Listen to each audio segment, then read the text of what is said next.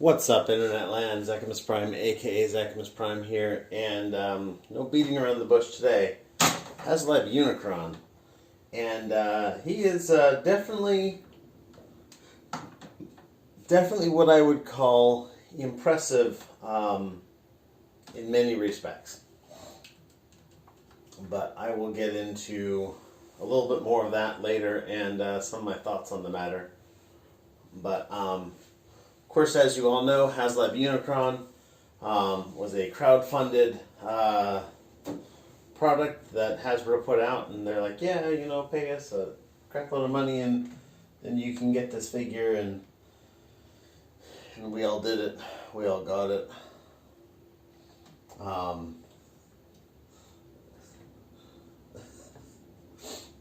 I endeavored to keep mine secret. It was going to be a surprise, but it doesn't matter anymore, so I had actually bought this basically to proxy, because I knew I wasn't going to really care for it from the beginning, but I was going to buy it anyhow so that I could resell it to a guy I knew. But yeah, that ended up not working out, but oh well, I'm not upset. But anyhow, he is freaking huge. I think the total is 27 inches when he's standing fully upright. I don't have anything really large to compare it with. I do have the Studio One cell, but I don't even. I mean, I can put them side by side next to each other. I've never found a lot of value in size comparisons, to be honest, for things that aren't necessarily supposed to scale with each other. And let's be honest, Unicron, even at 27 inches, scales with nothing. Not even the Autobot Ship from the movie. This is not the Ark, even though they will tell you it's the Ark. It's not the Ark. He doesn't scale with this. He does not scale with the included rice grain sized Rodimus and Unicron, Rodimus and Galvatron figures. He does not scale with anything. I actually calculated out. I did science. No, I just did math. I didn't actually do any science. I did math and calculated out that Optimus Prime at this scale would have to be about the size of an atom of gold. So there you go. Anyhow, Unicron. He's really big. He definitely has what I would consider to be shelf presence. In fact, I would go so far as to say he's got shelf domination.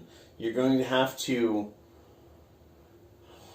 arrange your collection room or display area in such a way, because first of all, he's absolutely massive, incredibly huge, not just side to side, but front to back in height as well.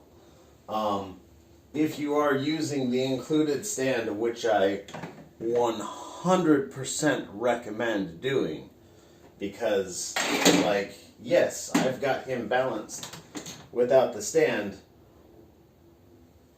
but I don't trust these hips. The hips don't support the weight of the leg, which means they don't support the weight of the figure above it either.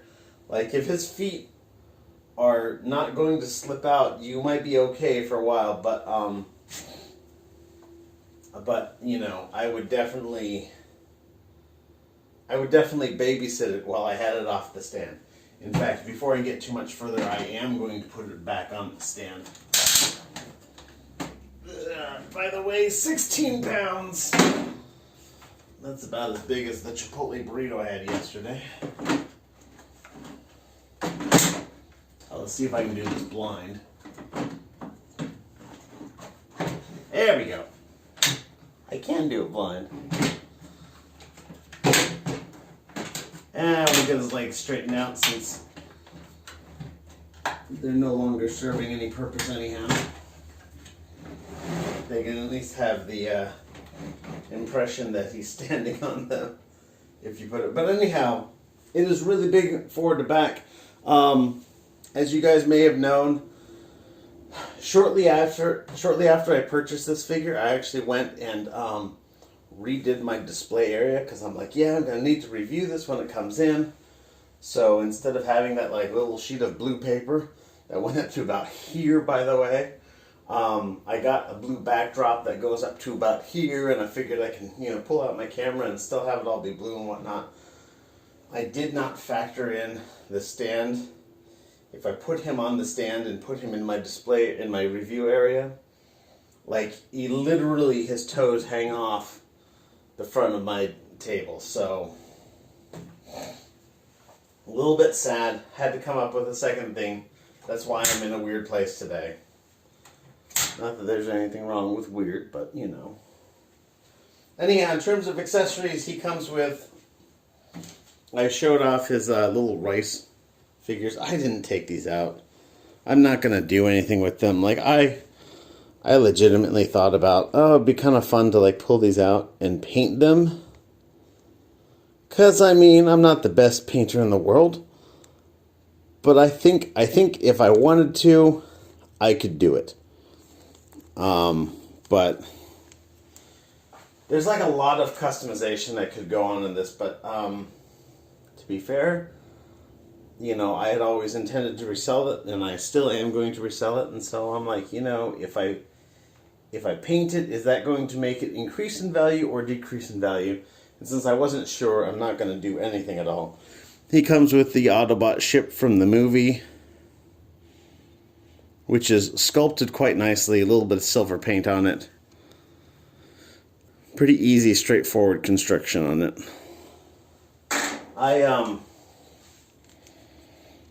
These figures, by the way, they do not look as good as... I say as good as... They don't look like what they were... Like what we were promised when we actually paid for them. Also, while a lot of people are keen on, wow, look at how much detail they put into these tiny little figures. Bandai just put out an Evangelion figure. It was either early this year or late last year. That has little Shinji Ikari figure that's about the size of that hot rod and looks way better. Like, Bandai, their mold making skills are far, far, far advanced of what Hasbro has got figured out so far. But anyhow, he also comes with a little stand to put that on. There's little divots here where you could put, if you had 5 more Unicrons, you could put all 10 figures right here. Oh. You could put another 5 right here as well. So, if you had just a stupid amount of figures, you could do that. They did, just the other day, announce an Optimus Prime, a little tiny-ass Optimus Prime figure that's coming with their ARC Transformer. I don't know. I will see about reviewing that actually in the future, but we'll see how it goes down. You can take his head off, which completely destroys his display value in robot mode, but that way you can have him in planet mode and have the head displayed. And I don't know why, but listen to this. Something in there rattles, like a little baby rattle. I don't know what it is. I kind of feel about like taking it apart, but at like $600, I'm not sure I would really want to risk possibly stripping something or breaking something. I don't know. But yeah, his head comes off. You can, we'll look into the features of his head actually. You can open his mouth. And that's pretty much it. You've got an alternate faceplate. If we pull off this one here, like that works. Then he's got a face, with moving eyes, which is really dumb. Like, it's a really, I don't know. It's just because you can't see it. You can't see it through his faceplate at all. Like literally nothing, not one shred of that really shows through at all. But when you're taking off his face in between changing faces, oh man, you can move his eyes, and isn't that just the coolest thing ever? Wow. But anyhow, you can put on a different chin, and you can put on a different face, and then you can have them all like busted up looking. There's that. And by the way, one weird thing about these faceplates, both of them, dropped it again, is that even though they are molded in clear plastic, they've also got like clear plastic inserts for the eyes. Like if this was originally meant to be molded in non-clear plastic, and then this would just be a clear plastic attachment. I don't know why that came out this way, with the clear plastic inserts in the clear plastic faceplate. Like the faceplate should have just been something other than clear plastic. Because you know that paint's going to chip, and it's right on his face. I don't know. I guess the other side is that you're really not going to be playing with this for two reasons. One, it's 27 inches tall. It is too big to play with. It is too big to enjoy as an action figure. Two, it costs a crap load of money. So, yeah, you're not going to just be playing with it willy-nilly. Unless you have just no attachment to the resources that it entails. He also came with a sprue of screw covers. They went in here, several places here, and then the back of that arm, and then a couple places on the little mandibles, Planet Mode mandibles. And so I've applied them all already. Figure that'll be a nice bonus. But it makes it so that this side doesn't just look ugly, because it really looked ugly before with all the holes in it. But anyhow, let's get into articulation. His head is on a pivot and a tilt. It doesn't really go down at all whatsoever, which is really kind of a bummer given the size of this figure. He can only look up at something that's bigger than him. But there's nothing bigger than him. But he can look up, he can look around. His horns will move for transformation. His shoulders will go out. I do like this I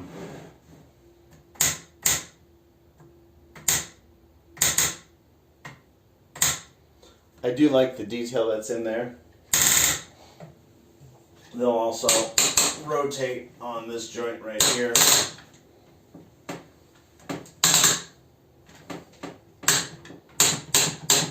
They'll rotate however you really want them to go.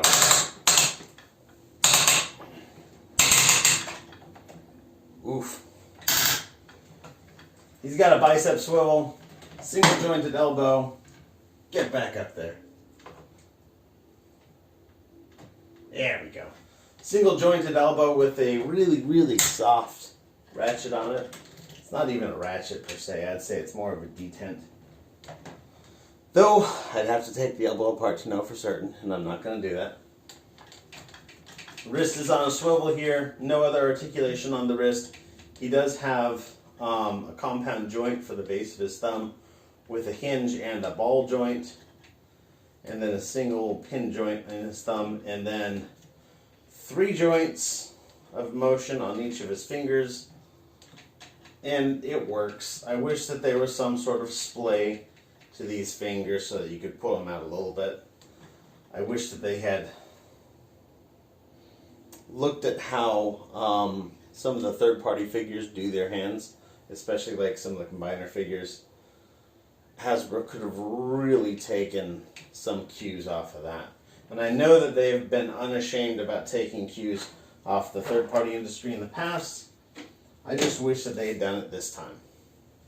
He is, he's got skirt armors on the front and the back. and the side. They'll go out to expose his hip joint, which moves forward about that much.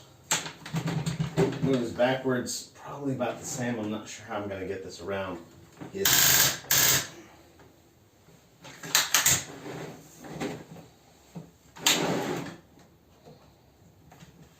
We're going to see how far this goes.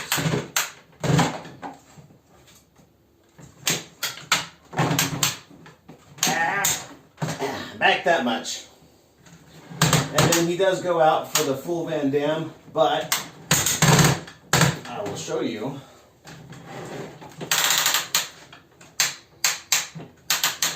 They'll go out for roughly the full Van Damme if everything's out of the way, which is so hard to get everything out of the way.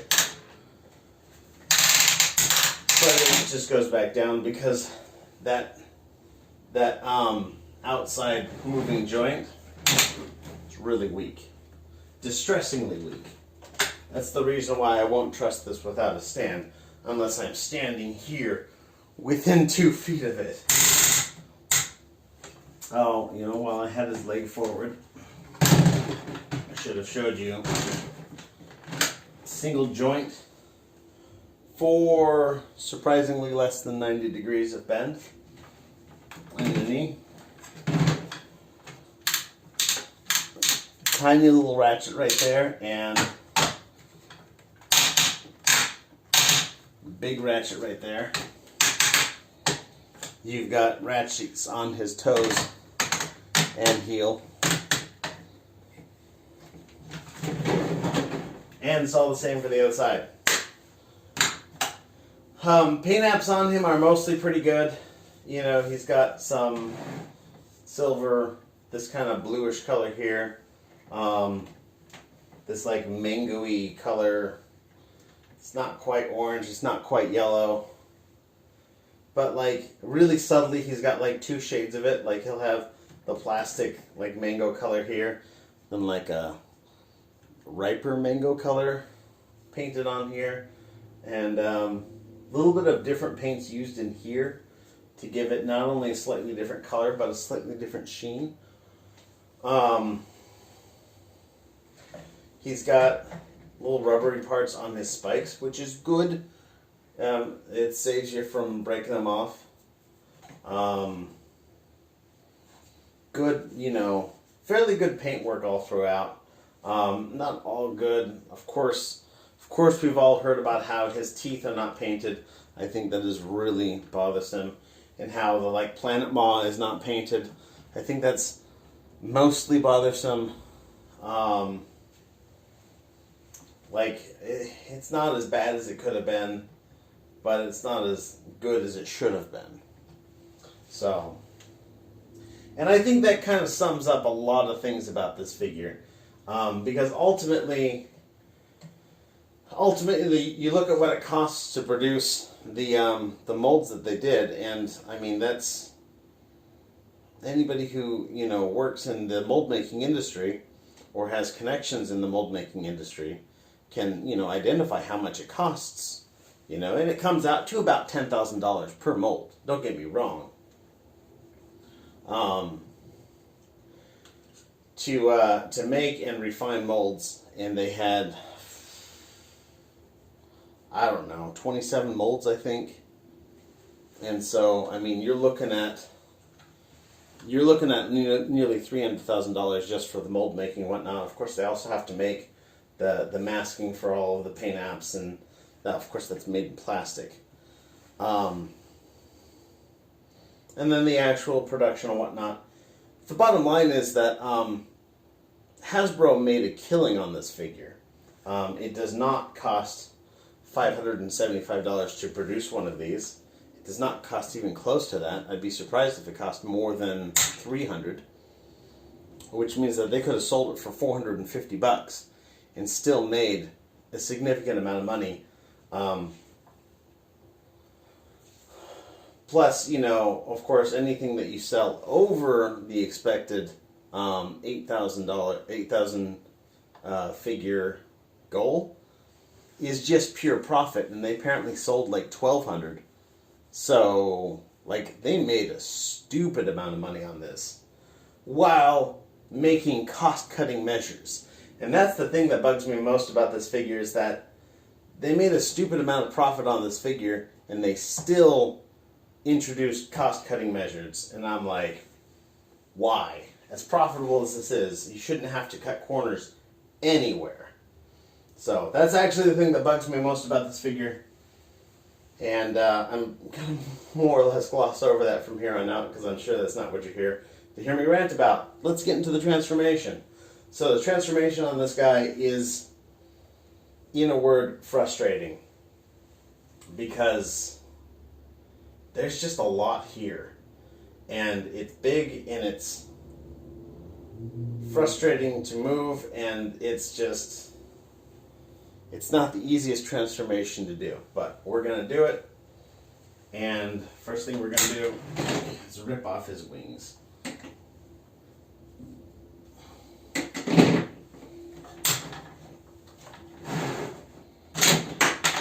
Well, that's never happened before.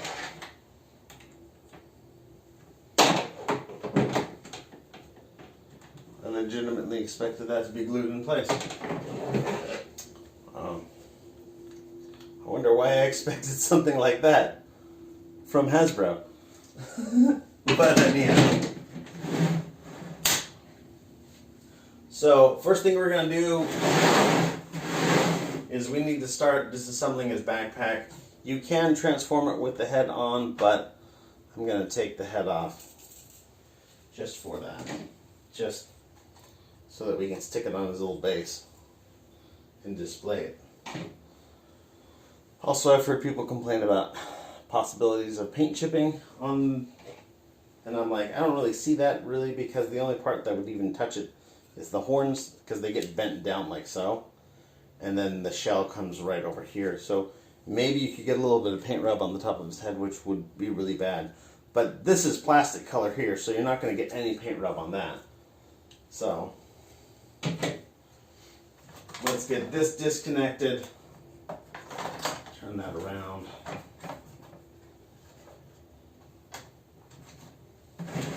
There are these tabs right here. We're going to disconnect them from either side of this backpack. That's going to help to just kind of loosen everything up. This part is just going to drop like your kid's soggy diaper. And I'm going to take this and rotate this around to the front. We want to take this panel here. This panel here will come in. There's little tabs on it that slide into slots. I don't know if you can see this. Here's one of the tabs. It slides into a slot here for the robot mode. For the planet mode, we're actually going to pull this out and up. And then it's going to plug in just like that. And then while we're here, there is a feature on the inside of here that's going to plug into his dick plate. We're going to get that put into place. Actually, that's not going to fit in. I really wanted to get this a little bit more secured, but beggars can't be choosers. You do need to make sure that you put up his skirt armors like so. And just for chuckles and grins, hold that thought. When you transform it out of planet mode for the first time, you'll notice a sheet of paper that's put in here to prevent any kind of paint chip in here. I'm going to put that back into place so that the because I don't want any damage to occur to it, and I'm not going to transform it again for a long time. So this is all ready to go. We're going to take this panel here and disconnect that. Take this, there's a little tab here, we're going to pull it off that tab, and then fold this up. That'll disconnect this, which we can just kind of yank on that.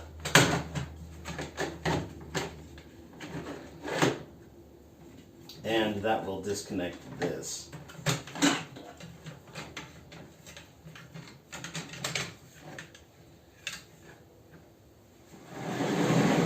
And the same with the other side.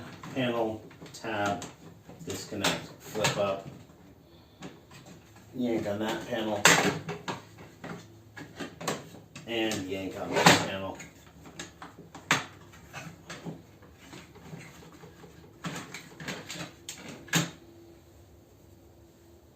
Now we're going to start to get him folded up a bit.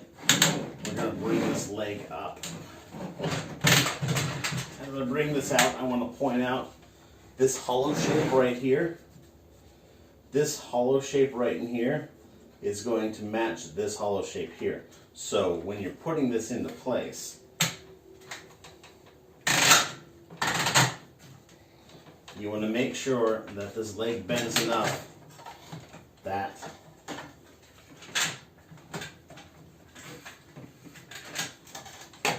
this section homes in right in there.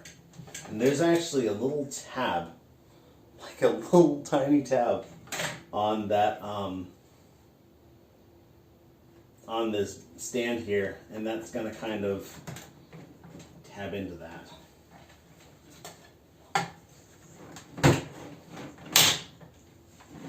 There we go. And that's the proper position for it. If you don't get into that position, you won't be able to get the legs tabbed together, which will stop you from transforming the figure. So, again, as we bring this up, fold up the feet, not just the toe and the heel, but also this third one here. Bring this up. There are tab system right here and a corresponding one on the inside of this leg. You want to get these roughly into place. Yeah, that works out well. Roughly into place. Roughly into place, I said. There we go. And get those tabbed together.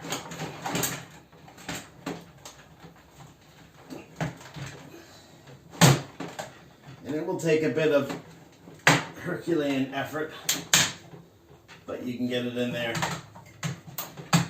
And then make sure that these connect up onto those little black tabs that I mentioned earlier. And you'll kind of feel them more than see in any way that they go in. And so, with the legs in place, the feet in place, we can bring this around. We can actually attach these up together.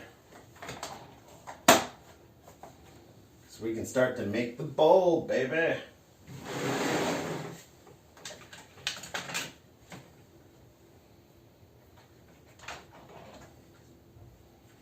So one of the things we want to do is we want to take this arm. The arm is freaking obnoxious. I hate this arm. This is possibly my most hated part of this whole transformation. Yeah, I can say that. So there's a little tab on the arm, a spring-loaded tab. And I don't know if there's anywhere for me to show, but if you feel from the front of the figure, right in his armpit, you can feel the spring-loaded tab. You want to pull that, and that'll allow you to disconnect this joint of his arm, and then you just got to yank on it to disconnect the other side. And then you can't really turn his arm back with all of this crap in the way. So after you've pulled this out, then you have to turn the arm, which is really frustrating. I recommend just hooking your hand in right up on this hinge here. We're going to fold that down. Right up on this hinge here so that you're basically just applying as much direct leverage as you can and not letting that tension get into here. This is made of polyoxyl methylene, that palm plastic, which is flexible and resilient, but I wouldn't test it if I didn't have to. So just stick your finger in there, or your thumb in this case, and just get this turned back 90 degrees. And there you have it. You want to get this thumb folded in, the fingers folded over, and then slide that down. And then before you get this into place, you need to make sure that it all goes underneath this pile of panels. And that is one arm roughly getting into position just a bit. Let's do the same for the other arm.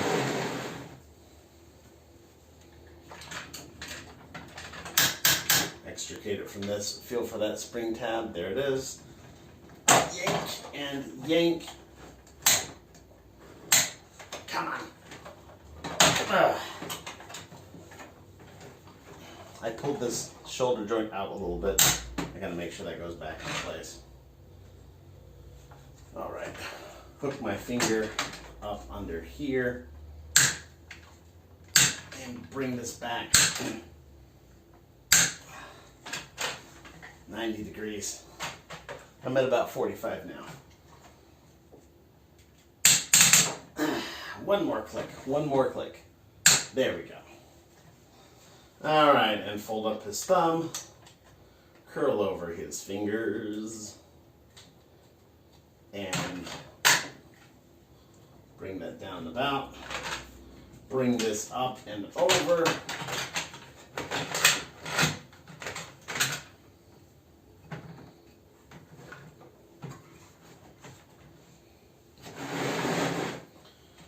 Back here, you want to take your arms, plug them in to each other, and push. Again, Herculean strength. All right.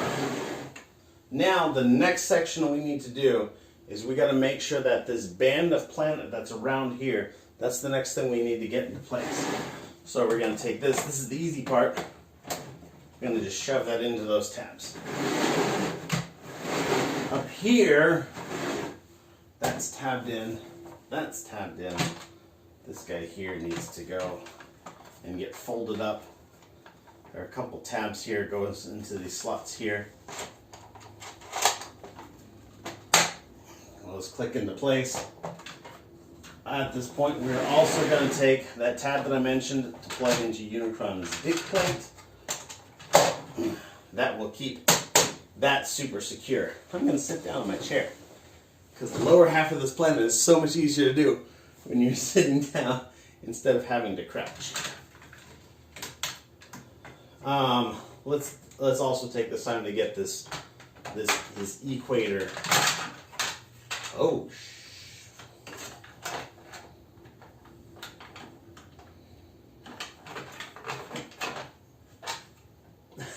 So that came undone. It just clips back on. I can see that you got here and basically an elongated C-clip here.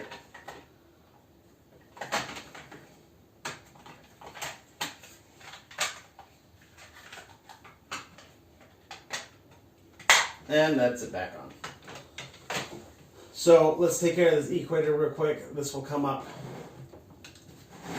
And this is going to fit into right here behind his elbow, and then there's a tab right here. So slide that in, tab that in. There's that. Come around here. There's a tab here. And there's that. This side, rotate this, do the little tab. Continue to rotate it.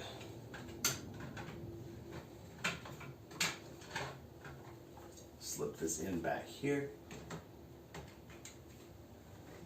And then tab this in. This is on like a little hingy thingamajig here, so you gotta make sure that's lined up. Alright, so the equator's done. Let's finish up the last section of this. One thing to bring up at this point, you can, of course, display this as a full ball, but if you're putting it on the stand, you have to make a hole for that. That hole is covered up by this panel right here. You disconnect that, and then bring this in.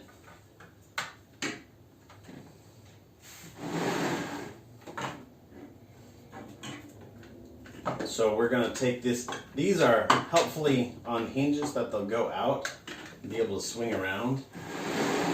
So we're gonna take advantage of that, pull them out, swing them around.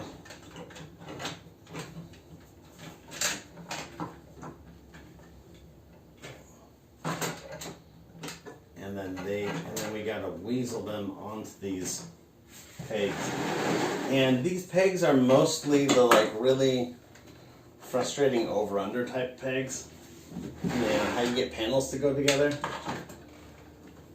And I don't like them. But I don't know that there's any better way to do that either. Like their choice was pretty obvious.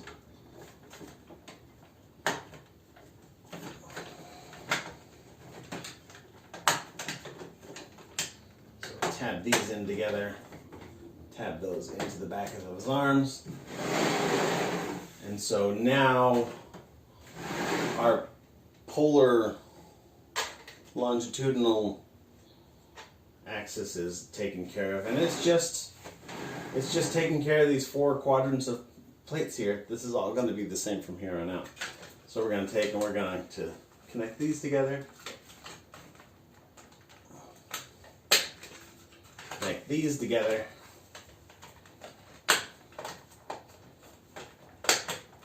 Connect these together.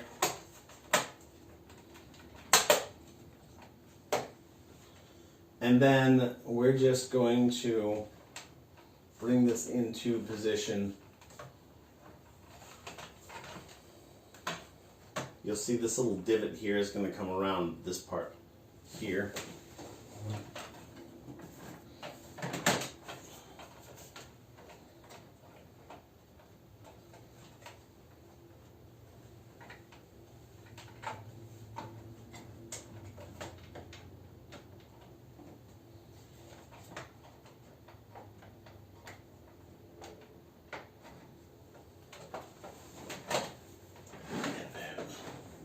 This is just going to go into place. The most frustrating part about this is that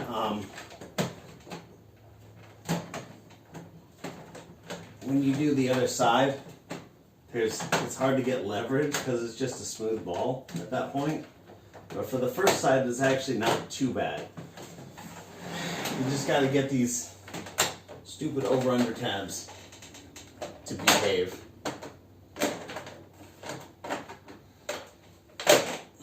And I've only done this one other time before so far, so.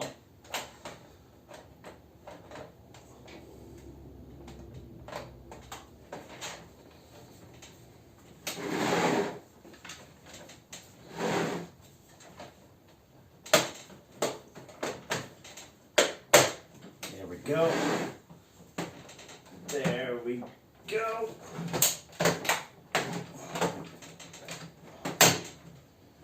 And there we go. Now for the upper ball, again, very similar to the first. The specific tabs and locations are a little bit different, but not really different.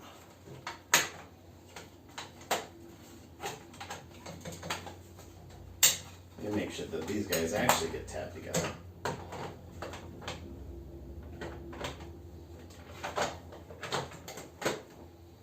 And then we're just going to start at one end and work it all the way around.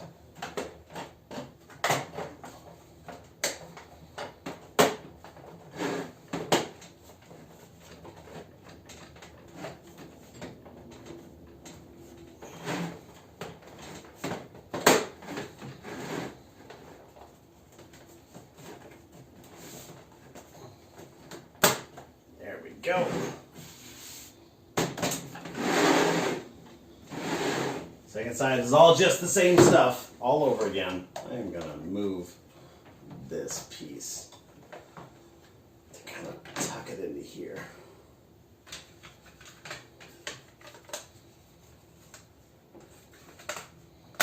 Clip that. Clip that. Oh, before I get too much farther, I have to recognize that I'm turned around. There we go. Clip that.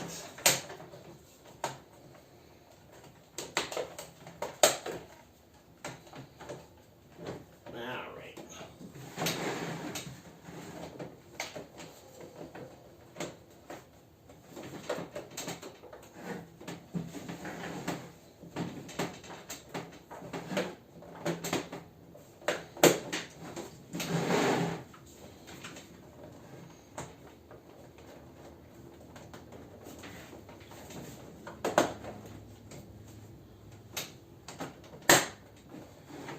There we go. And last but not least,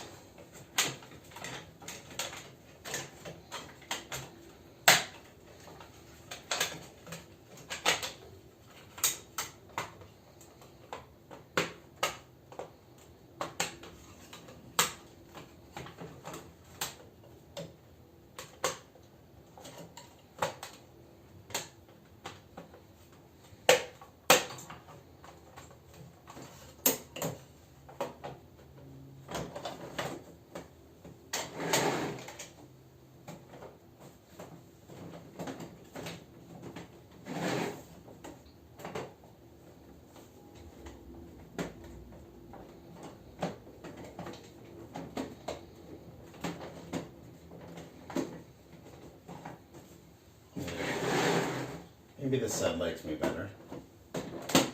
There we go. Push that in. Push that in. Push that in. Yeah. And that. And clip that in. Woo! It's the ball. Alright, so then for these wings, we are going to unpeg this, bring this around.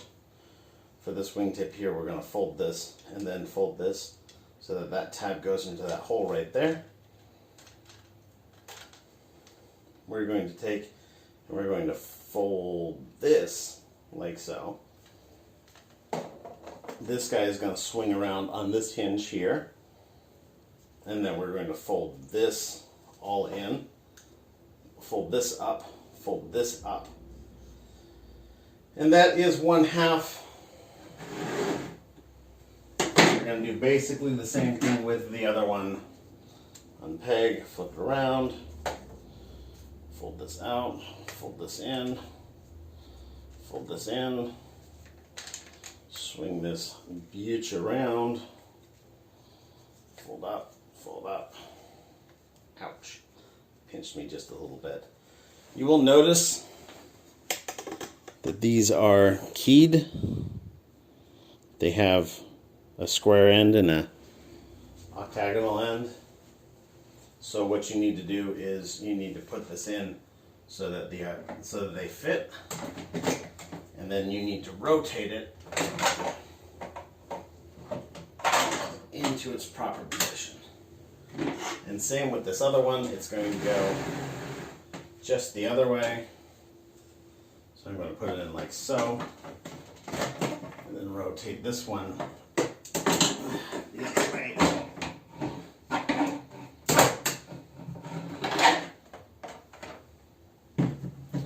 And then you're just going to plug these into the planetary butthole.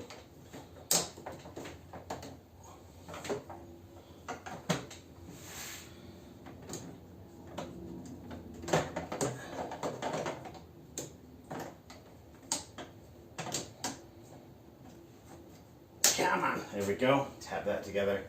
Plug this into his other planetary butthole. Tap these together. And there you have it. There's Unicron in his beach ball mode. And this is really, really the size of a beach ball. I will say he looks really good all around. Like, this is definitely where this figure shines. All in all, the transformation, it's complex, it's complicated, it's not complex, it is complicated And it is complicated by the fact that it's just a really, really big, really, really heavy figure. But the actual transformation itself is incredibly simple. His legs just fold up on the back, and then the arms fold up around it, and then you just build the shell around that. And that is literally as simple as that transformation gets. Planetary Mode looks really good. The Studio One cell was remarkable in that it integrated all of the planet mode into the body. But as an unfortunate side effect of that, the planet mode was not fully color accurate. And I still think it looks good, but it certainly wasn't color accurate to how it appeared on the show. This one, because none of the planet mode makes it into the actual body. Everything, the whole planet mode folds up, and it's on his back, and it's on his legs. And these little bits hang off of his arms. Other than that, nothing. Nothing about this. There's just, you have a shell with a Unicron inside. In fact, I have seen that you can get a panel and a structure that go inside this that just basically replaces this equator with a 3D printed section, and you can actually display your planet mode and your robot mode simultaneously, which I think is really cool, and I would look into that if I was keeping this around. But like I said, I'm not actually planning on keeping this around. In terms of action features in this mode, it has this opening maw, which I do think that it is distracting and somewhat obnoxious that the teeth of it don't match. Like, it's the sort of thing that if you didn't know any better, it wouldn't be any kind of a deal breaker. But the fact that we've all seen the movie, so we know how it looks, and when we paid for this, that's what was promised us, which is the thing that really rankles me. But it would have been nice to see some paint apps right in here in the actual chomper part. Would be great. It also would have been cool if there was a little bit of like a mid articulation joint here, so that these could actually bend down and push like a tennis ball or something actually into the maw. That would be cool, but they didn't do that either. And that's it. Like, I don't have anything else to discuss. I went and got that stupid piece of paper and then forgot to put it in. Whatever. I'm not taking it apart to do that again. But anyhow, usually this is the part of the process where I deliver a recommendation, and I am not going to deliver any kind of recommendation, pro or con, for this, because if this is the kind of figure that you wanted and you hopped on the bandwagon to get it, then you already bought it. And if this is not the kind of figure you're interested in, I would have to give you a $1,500 recommendation, and I find it really difficult to do that. Like, that's a big enough number that you are going to have to just have a come to Jesus moment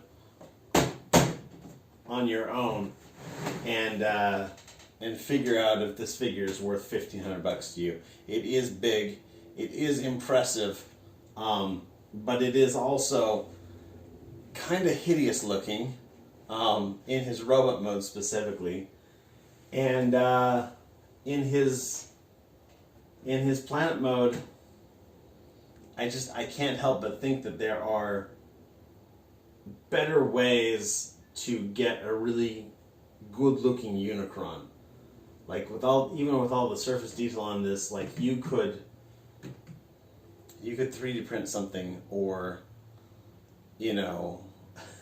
fabricate one through some other means to actually get a really good-looking Unicron for less than, $500 for sure. But anyhow, So yeah, I'm not going to give any kind of recommendation for this. This is entirely you gotta have a heart to heart with yourself. But thanks everybody for watching. You guys are fantastic. Everybody stay awesome and be good to each other. Peace.